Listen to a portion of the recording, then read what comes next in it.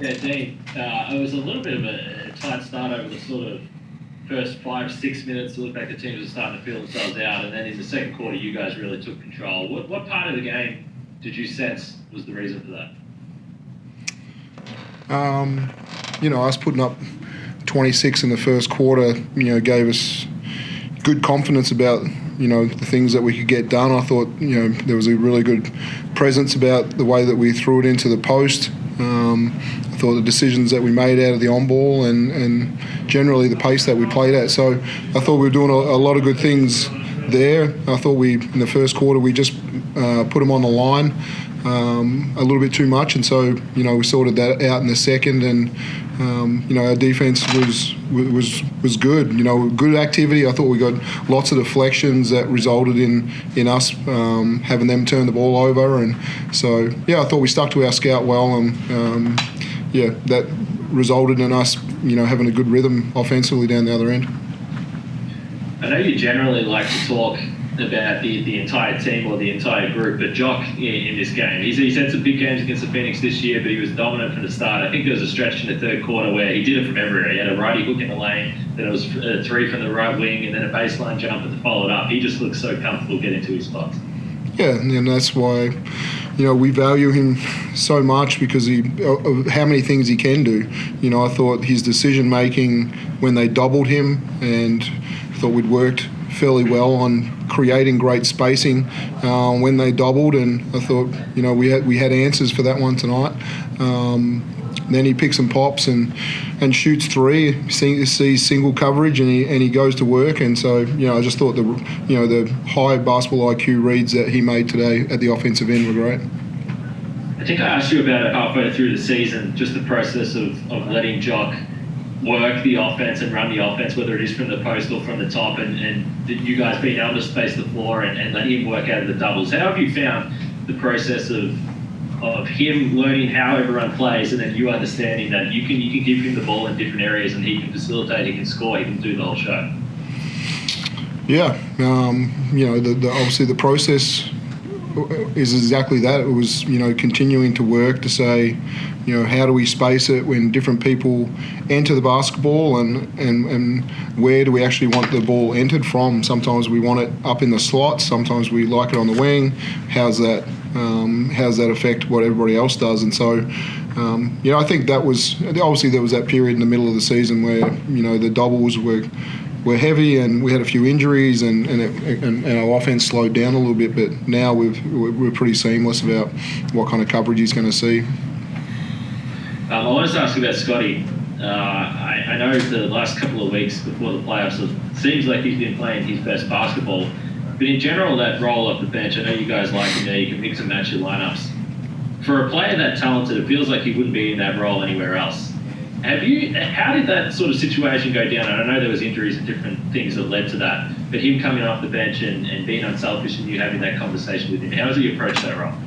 Yeah, I think we just valued when we had some injuries, what Sam McDaniel had given us defensively, and we just felt that the usage of Sammy being a high-level defender, shooting the three ball at over 40, and then certainly at the start of the games we were trying to get Chris and Jock going. So when Chris is got going for the first 5 minutes, and now you have Scotty Hopson come in and he's the number one option when he enters the game, and it just balances out really well, and Scotty understood that. But what I saw from Scotty tonight was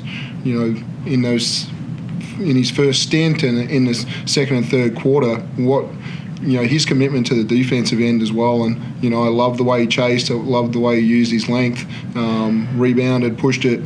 There was so many positive things that he did at both ends of the floor, and unbelievable game from him. And I think we'll continue to see him at a high level throughout the playoffs. Dave, for you, I mean, you've shot the ball so well all season long, but particularly this last little week here, you've been on fire. I'm just wondering for you, as part of that sort of bench mob that comes on and the depth that Dean's talking about there, I mean, how enjoyable has it been for you guys as sort of a reserve group who understand that you can come in, you're going to get good looks, you're going to take those shots and be able to contribute? Yeah, it's really fun. our practices are some of the most competitive, intense practices that I've ever been a part of, and that's kind of put that down to the fact that we play a lot of the time starters against bench, and that bench squad that you're talking about, we really think that we can beat the starters every practice, and it creates a brilliant environment to improve and compete. And then we get out on the floor, and we take pride in showing everybody that we have that ability, and it's a hell of a lot of fun.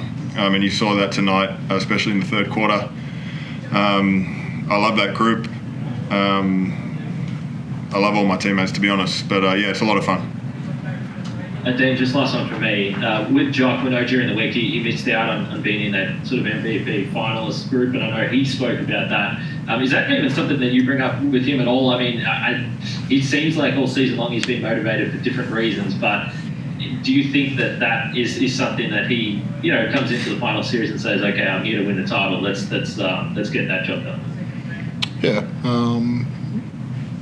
We only addressed it as a group very briefly, and we feel like over the last, or the 4 years that I've been here, that some similar things have happened, that people have been overlooked for individual roles, but they also understand when they join Melbourne United that our total goal is to try and win a championship, and individual awards are certainly secondary, nice when they come.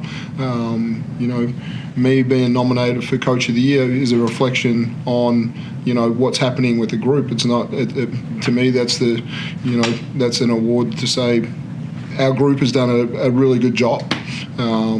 Seeing guys being nominated for six man, it means just as Dave's talking about, we've got a bunch of guys in that second unit that could have been nominated for that award. We don't really have too many nominated for the Defensive Player Award, but we're the best defensive team in the league. So it's subjective. Winning a championship is not subjective. Thanks, Kane. Chris?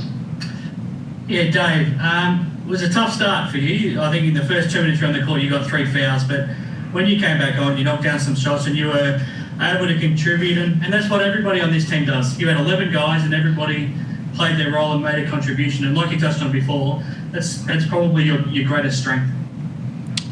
Yeah, for sure. Don't really know how to answer that question. We'll go and review everything we did well, everything we did poorly. You mentioned I got in foul trouble. I know the referees will go ahead and review all calls as well. So, yeah, not much else to say on that. Turn it around, and nothing more to do but look forward to the next game. What are you mindful of now? What do you focus on in the next 36 hours that you'll be really mindful of and need to watch out for from the Phoenix on Sunday?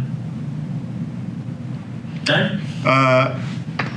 Like I said, we'll go back and review the film in a bit more detail and figure out exactly what we did well, what we did poorly, what we want to replicate. Potentially, they might see what they did in the last quarter and think they can try to do that. Maybe the whole game. We'll probably have to counter that, but that's something that we'll probably keep in house, to be honest. The strategy. But it's definitely a chess match, and from game to game you'll see change-ups, and we'll have to be ready for it.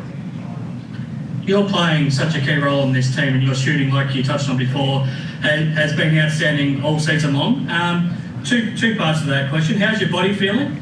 And have you thought about if you do want to play on beyond this season or not yet? Body feels great. Love playing basketball. I'll do it for the rest of my life. Until they tell me I can't do it anymore. An old teammate of yours in numerous different roles, Daniel Kickett, announced his retirement today. Can I just get your reaction to that? Yeah, congratulations to Kicks on a brilliant career.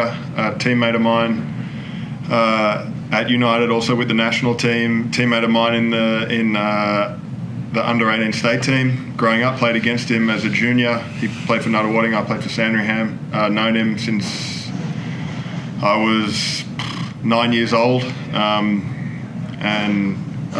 loved playing with him. enjoyed competing against him. Massive shout out to him. Brilliant career, and congratulations. And I hope he enjoys whatever comes next. No, thanks for that. And Dean, just finally, what are you mindful of now heading into Sunday's game in terms of what you think the Phoenix might try to do differently? Yeah, for me, I'm concerned, well, not concerned, but mentality in the playoffs is massive. I thought there was a good nervous edge to us about coming into this one.